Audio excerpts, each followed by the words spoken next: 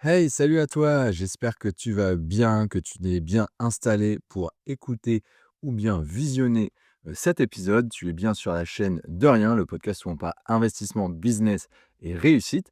Et aujourd'hui, c'est un petit épisode du dimanche qui va être autour de l'investissement immobilier. Comme tu le sais, il y a eu pas mal d'épisodes sur l'IMO.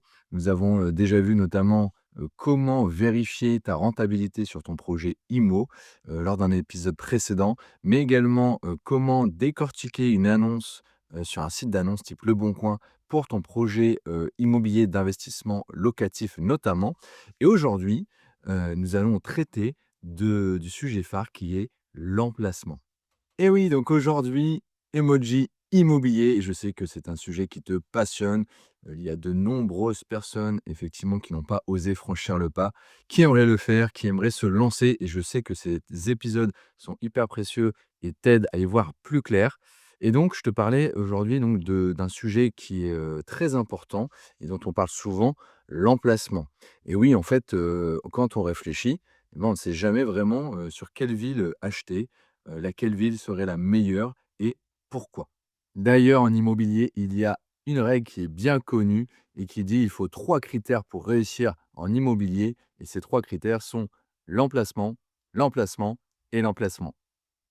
Alors pour les puristes, je me demandais d'où ça venait un peu cette expression. Est-ce que c'est quelque chose qui avait été transformé et surtout d'où ça sortait? Eh bien, a priori, c'est, un investisseur, un promoteur immobilier britannique, hein, dans les années 50 qui est assez connu dans le milieu, qui s'appelle Harold Samuel et qui, a dit, je cite: «There are three things that matter in property: location, location et location». Merci pour mon super accent texan. En tout cas, tu as compris, le principal c'est que, eh bien, c'est hyper important. Si tu as un mauvais emplacement, tu as de fortes chances d'avoir aussi un mauvais investissement et donc ça reste un terreau fertile que de bien choisir son emplacement dès le début. Alors avant même de te donner mes 5 critères pour choisir, selon moi, le bon emplacement quand tu investis, peut-être, discuter un petit peu sur les erreurs classiques à éviter, selon moi. J'en ai noté quelques-unes. Alors notamment, il y a un point qu'on peut relever, c'est acheter là où tu vis par confort. Là, il y a un vrai débat. Ce qui est sûr, c'est que, il ne faut pas acheter, dans ta localité, dans ta ville, uniquement parce que tu es à côté. Si en fait, le la dynamique, économique immobilière n'est pas bonne, que, les prix d'immobilier sont trop élevés, que la rentabilité n'est pas bonne, que, il n'y a pas forcément de forte demande. Bref, peu importe les critères, si, ces critères ne sont pas bons, eh bien, n'investis pas seulement parce que tu es à côté de chez toi. Il faut forcément vérifier tous ces points-là pour s'assurer de la viabilité de ton projet. Je te prends un exemple. Forcément, à Paris, dans le cœur de Paris, il y a de moins en moins de personnes qui investissent et on s'écarte beaucoup plus en Île-de-France, voire dans d'autres régions de France, pour trouver des projets, d'investissement locatif rentables, puisque ça devient de plus en plus complexe à Paris. D'une part, la renta n'est pas forcément le ratio n'est pas forcément très, très bon et puis, bah, il est hyper dur, en fait, de se lancer dans l'investissement. Il faut, sûrement un capital, une mise d'apport beaucoup plus important ou du coup un prêt beaucoup plus important et ce n'est pas forcément évident et accessible pour tout le monde. Après selon ce critère de d'acheter ou pas dans sa ville, si tous les critères qu'on vient de dire sont réunis, que voilà, la dynamique est bonne, que tu vois que c'est rentable et que tu peux, y aller, bah, il y a plusieurs écoles. Moi, je fais partie de l'école qui a préféré investir dans sa ville, puisque je trouve quand même que c'est plus facile, notamment quand tu débutes dans, l'investissement, locatif, d'être juste à côté. Si demain tu dois faire des travaux et des allers-retours et que tu veux les faire toi-même, si demain tu délègues tes travaux mais et que tu dois donc suivre ton chantier, on a d'ailleurs eu le beau témoignage d'Alexia Zini, hein, du podcast Story Travaux, qu'on a interviewé à travers un épisode, qui expliquait qu'elle avait effectivement investi dans un logement, donc un immeuble de rapport de mémoire, où ça s'était très, très mal passé avec les artisans. Elle avait dû injecter 250 000 € de sa poche, si je dis pas de bêtises et voilà, elle regrette de ne pas avoir pu suivre comme elle voulait et d'aussi près, à une fréquence assez régulière, son chantier. Donc il y a des personnes à l'inverse qui, à distance, s'en sont très bien sorties. C'est le cas de Nathalie Nga qui pareil, on a interviewé, je te laisse découvrir l'épisode, qui elle a, investi à l'autre bout de chez elle à travers la France et ça s'est super bien passé. La délégation a très bien fonctionné. Donc après, je pense qu'il y a un facteur aussi, chance dans la réussite. Si tu tombes forcément sur une bonne équipe, sur des bonnes personnes, ça peut se passer bien. Mais, bah, surtout sur ton premier bien, je pense que c'est un risque qu'il faut éviter si c'est possible. Le fait d'être tout près, de voir un champ d'action, physique, rapide et cetera, me semble hyper important. Donc encore une fois, je prends des pincettes selon ta situation, selon ce que tu veux faire, selon ton profil. Il y a pas de réponse, universelle. Je te donne juste moi mon ressenti. Si je devais, refaire un projet demain, ma ville étant, plutôt fertile pour investir, eh bien je recommencerai à investir à côté de chez moi. Et puis il y a aussi le plaisir de redécouvrir sa ville, je trouve, les quartiers, chiner, les biens sur, différents sites d'annonces. Donc ça peut être un côté hyper sympa également. Deuxième erreur à éviter et là, il y a pas trop de discussion, c'est finalement te laisser tenter par une mode, par une influence que tu vois sur les réseaux, sur TikTok, sur Insta. Souvent, il y a des courants de mode et en fait, les gens bombardent sur, telle ville, il faut absolument aller investir et cetera. Peut-être, il peut avoir des bonnes infos et des bons deals à faire. Néanmoins, il faut s'en méfier comme la peste. Souvent, quand, une ville fait parler énormément d'elle en invest, que ce soit à la télé ou sur les réseaux, c'est que déjà tu as passé peut-être, l'étape, intéressante où il fallait investir et que c'était peut-être il y a 10 ans qu'il fallait y aller et qu'on a peut-être raté une étape. Donc voilà, moi je suis toujours hyper méfiant par rapport à ces effets de mode. Souvent c'est des appels, soit intéressés, soit un peu tardifs pour le coup. Donc se méfier comme la peste de ces appels-là. Troisième erreur à éviter, te fixer uniquement sur le prix au mètre carré. En fait, je vais te prendre un exemple tout simple. Tu as des prix, au mètre carré qui sont hyper attractifs dans certaines villes, parce que, beaucoup moins d'habitants, des villes beaucoup moins attractives où il y a pas forcément de transport et cetera. Toujours est-il que si tu te fixes au prix au mètre carré, bah, tu peux peut-être investir, avoir un super bien, un immeuble de rapport dans un endroit, sauf que par rapport à ton projet, bah, peut-être que tu vas jamais le louer et donc en fait, tu ne rentabiliseras pas ton projet parce que personne voudra y venir. Alors, je te prends cet exemple pour que tu comprennes. Néanmoins, forcément, la forme sous laquelle tu vas louer, le projet que tu as en tête, va beaucoup, faire, bouger finalement la balance et peser dans la balance. Dans les campagnes, il y a des contre-vérités. On se dit qu'effectivement, il y a pas trop de personnes et c'est peut-être beaucoup moins attractif que les villes. Sauf que sur certains, formats, j'ai rencontré des personnes qui, trouvent beaucoup de succès, notamment dans les, logements insolites. On s'aperçoit en fait que dans les logements insolites, du style, love room, logement, bien-être et cetera, eh bien, il y a de la demande locative et que les gens aiment bien s'excentrer un tout petit peu des villes et sont prêts à faire un tout petit peu de route près de chez eux, pour, trouver ce type de bien et vraiment avoir un cocon. Donc ça, c'est un premier contre-exemple et puis après, parfois, on est très étonné, en fait, sur des logements, locatifs, on va dire classiques, des studios ou en tout cas, des apparts pour, par exemple, des étudiants, parce que en fait, même s'il y a pas une demande, folle, bah, finalement, c'est des endroits où tout autour, il y a très peu d'offres et le fait d'avoir quasiment une exclusivité sur l'offre, eh bien, tu arrives quand même à trouver de la demande. Donc toujours à sous-peser. Si c'est près de chez toi, ça permet de mieux cerner quand même la chose. Voilà. Mais en tous les cas, faire attention à ça. Effectivement, dans les grandes villes, les prix, mètre carré, sont plus grands, mais tu as aussi beaucoup, d'attrait qui fait que tu vas louer et que tu vas réussir à rentabiliser le projet. Donc bien sous-poser ça par rapport à ce que tu as envie de te lancer. Est-ce que tu as envie de te lancer sur du logement solide, sur de la location courte durée, plutôt à l'usage des étudiants, plutôt à l'usage des touristes, voire en Airbnb? Est-ce que tu veux partir plutôt sur de la colocation? Il y a plusieurs, choses possibles. Ça dépend de ton envie et ton courage, on va dire, dans le type de projet que tu veux amorcer. Et bien évidemment, la dernière erreur, eh bien, c'est, négliger la, demande locative, la tension locative. On en a déjà parlé un petit peu en amont et on va y revenir beaucoup plus en détail après dans le plan d'action que je te propose. Ce qu'il faut retenir, c'est qu'un prix pas cher dans un mauvais endroit, restera toujours un mauvais investissement, s'il n'est pas en raccord avec, ce que tu projettes. Donc bien attention à toutes ces erreurs-là en amont et puis maintenant, eh ben, ce que je te propose, c'est 5 critères pour choisir correctement un bon emplacement selon ton projet. Let's go. Eh bien, le critère numéro uno, le premier critère, ça va être forcément, on l'a dit en intro, la tension locative. C'est hyper important de vérifier que si tu mets un bien sur le marché, il va être demandé et tu vas pouvoir le louer, mettre des locataires en face. Sinon, eh bien, tu ne vas pas pouvoir rembourser ton prêt et ton projet, ça va être embêtant. Et donc, comment tu peux faire? Eh bien, il y a plusieurs indices qui te mettent, la puce à l'oreille. Déjà, si tu vois que sur les sites d'annonces, il y a peu d'annonces sur ta typologie de bien, c'est plutôt bon signe pour toi. Ça veut dire qu'il y a pas une concurrence de malade. Il faut quand même vérifier, que, le bien, quand il y a une annonce, parte vite. Parce que peut-être qu'il y a pas d'annonce, mais tout simplement parce qu'il y a pas de demande.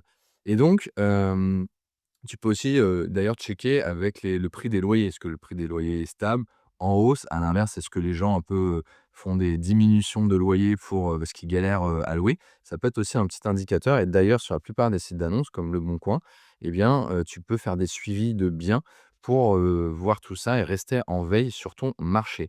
Alors il y a un tips qui est, hyper simple par rapport à ça, et qui est en fait très connu de tous ceux qui investissent en immobilier, c'est tout simplement de faire une fausse annonce, une annonce bidon. Tu choisis, si par exemple tu veux louer, à des étudiants sur un logement, meublé classique, eh bien, tu prends un bien. Alors, tu peux prendre un bien à l'autre bout de la France, ou créer un bien de toutes pièces. Ça, je te laisse, ton éthique pour toi et jauger, quel curseur tu veux mettre. En tous les cas, tu fais une annonce bidon, tu la postes avec, le prix du loyer qui te semble bon et en fait, tu vas rapidement voir si ça mord ou pas. Si tu as de la demande et que potentiellement, tu pourrais faire, des visites, eh bien, c'est plutôt bon signe. Si à l'inverse, bah, ton bien reste en jachère pendant des semaines et des mois et que personne te sollicite, c'est qu'il y a un gros problème. Soit tu n'es pas au bon prix, soit il y a tout simplement pas de demande pour ton type de bien et donc, bah, je trouve que c'est une méthode très, pragmatique, pas chère finalement pour rapidement, tester avant de te lancer. Autre astuce très concrète que je peux te proposer, en fait, la tension locative, elle se mesure aussi par un indice qui est l'indice de tension locative. Hem, cet indice, en fait, il est, traduit sur différents sites avec différents noms. Tu as le baromètre de la tension locative, tu as l'indice de la tension locative. En tout cas, tu as des différents, moyens de le mesurer et donc tu as quelques sites qui le proposent. Pour te nommer les plus connus, tu as, locservice.fr qui te donne un baromètre un peu comme une jauge à essence, hein. Tu vas de l'aiguille rouge, où c'est, très tendu et tu peux forcément louer beaucoup parce que c'est très tendu, jusqu'à vert où c'est pas du tout tendu, donc il y a un peu plus de risque pour toi. Et puis tu as un outil qui est pas mal, qui a une version gratuite et si tu veux étendue payant, donc à voir si ça sert de passer sur la version, payante. Néanmoins, il m'a déjà servi pas mal, c'est l'e-box. En fait, c'est un agrégateur de beaucoup de sites d'annonces. Il permet de te rentrer, en fait, tes différents critères de rentabilité et quand tu vois, un bien, en fait, il y a une petite partie, sur le marché. Donc en fait, ils viennent, agréger des données de l'INSEE et donc ils viennent te donner quelques infos justement sur, la ville, la tension, locative. Je regarde dans mes notes ce qu'il y avait d'autre, mais en fait, les logements vacants, les résidences principales, les résidences secondaires, ils viennent, un peu zoomer par quartier. Enfin, tu as pas mal d'infos assez sympas finalement pour te donner une bonne idée et en fait, ça te permet de centraliser, de pas aller, c'est vrai que l'INSEE, le site est pas tout le temps, très simple à la lecture. Voilà, je trouve que c'est plutôt sympa, c'est fait avec des graphiques, donc n'hésite pas à aller jeter un coup d'œil, ça peut grandement t'aider. El segundo, tu vu, je suis d'humeur espagnole aujourd'hui. Le deuxième critère, en fait, c'est tout simple, c'est, l'attractivité, le dynamisme de la ville et du bassin d'emploi, au global. Alors, je dis bassin d'emploi, du bassin tout court, en fait, hein, économique.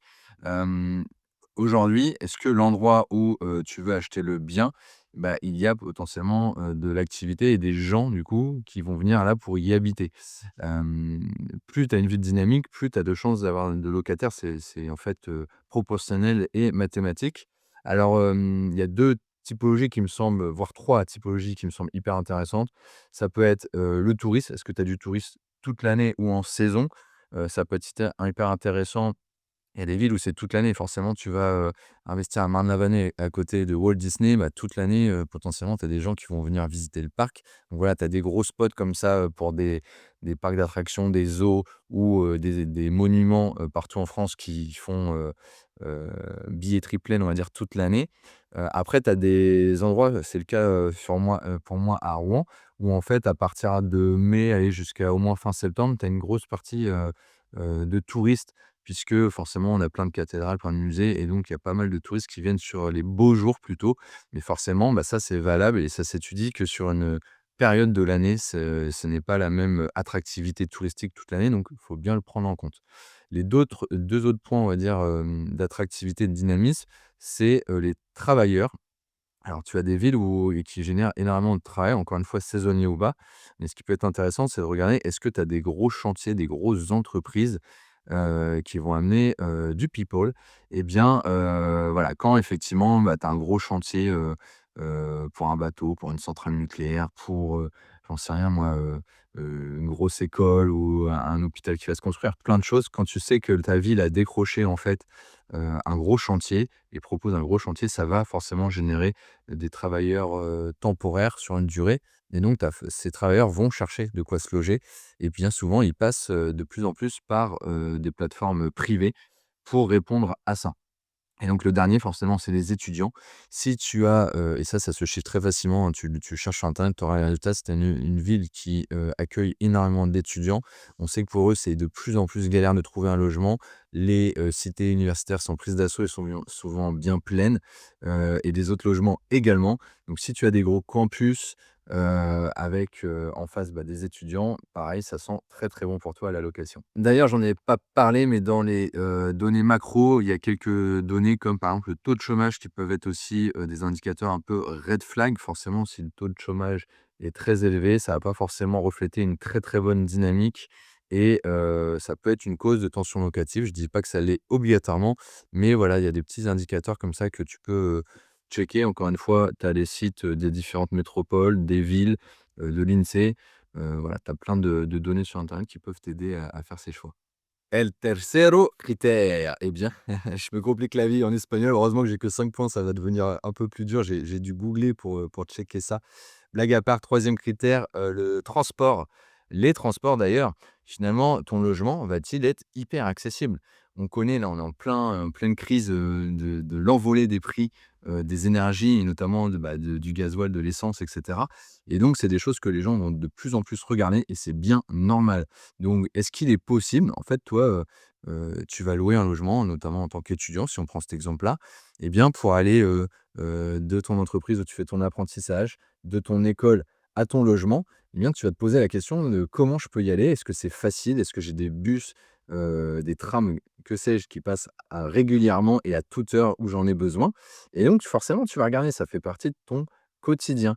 Il y a beaucoup de gens qui ne sont pas véhiculés ou qui ont de la mobilité douce et donc il faut que ça soit accessible et donc hyper intéressant de regarder, bah, autour de ton logement, est-ce que tu as un point de métro? Est-ce que tu as un point de bus, qui dessert les différents, points, stratégiques?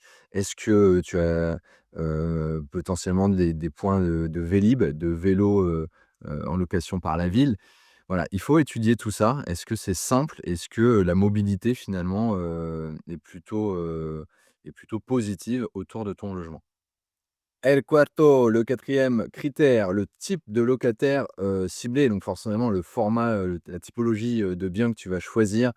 Hem, Si c'est étudiant, forcément, ça va être, différent. Tu vas, trouver proche des écoles ou en tout cas, bien desservi pour aller aux écoles et puis, ce qui est assez intéressant, c'est que moi, par exemple, sur, mes logements, j'ai pris l'hypercentre-ville.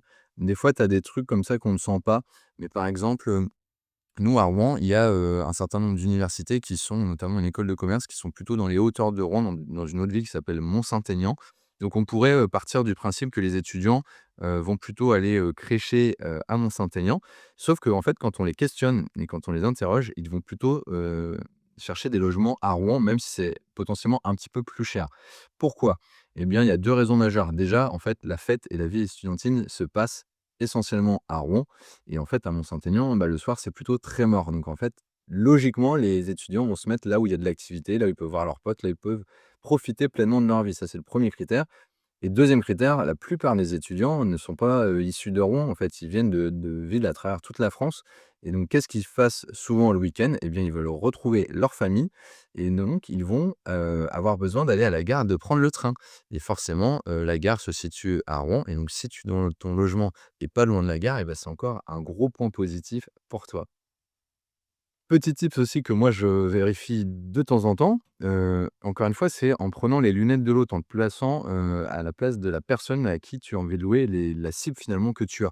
Les étudiants aussi dans leur vie de tous les jours, quels besoins ils vont avoir? Tu as 2 besoins, importants qui me semblent, c'est, manger et donc s'acheter à manger. Est-ce que ton logement, est près, d'un petit commerce, d'une supérette, d'un truc où ils vont pouvoir, quand ils ont cours, qu'ils rentrent tard ou voilà, qu'ils n'ont pas forcément de temps, est-ce qu'on va pouvoir se dépanner, rapidement, de manière alimentaire? Ça me semble hyper important et le deuxième truc aussi auquel on pense pas trop, souvent les étudiants, même si tu le proposes dans ton logement, ils vont pas forcément avoir de machine à laver. Le linge, pourquoi? Parce qu'en fait, il faut acheter la machine à laver, donc c'est encore un budget supplémentaire, qui est presque finalement le prix, d'une mensualité d'un loyer et puis, c'est parfois il reste qu'1 an, c'est des solutions ponctuelles, donc ils peuvent faire autrement. Ils veulent pas s'embêter en fait à monter une machine, à la descendre, voilà, c'est un peu galère pour eux et donc, souvent les étudiants, soit ils lavent leur linge chez leurs parents le week-end, donc on revient au problème de la gare et c'est cool, mais ça peut être aussi très intéressant de regarder si dans ta rue, à proximité, dans ton quartier, il y a une laverie.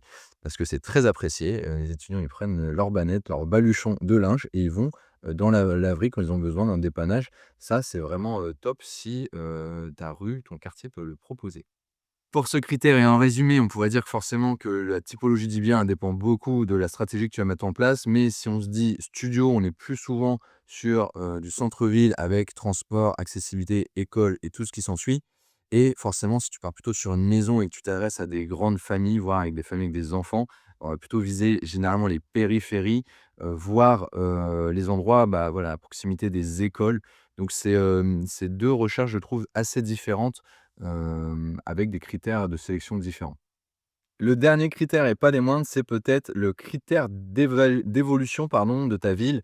Alors il faut faire attention parce qu'on n'a pas de boule de cristal, mais encore une fois, les projets qui ont été annoncés, sont en cours de création, qui ont déjà été amorcés dans ta ville, vont sûrement, amener en fait, à du dynamisme et donc si tu sais qu'il y a un quartier qui est en train de se monter, c'est le cas à Rouen, il y a beaucoup de quartiers qui sont créés et qui sont en train de se remplir avec des activités, avec plein de belles choses et donc si tu as des quartiers en devenir, des projets urbains, hem forcément, ça va amener, du plus dans ta ville, donc il faut que tu sois à l'affût de ça. Ça peut être aussi le cas des gros événements. Nous, à Rouen, on a l'Armada, mais voilà et ça peut être ta ville, s'est présentée pour être, élue capitale pardon, européenne ou capitale, de la culture.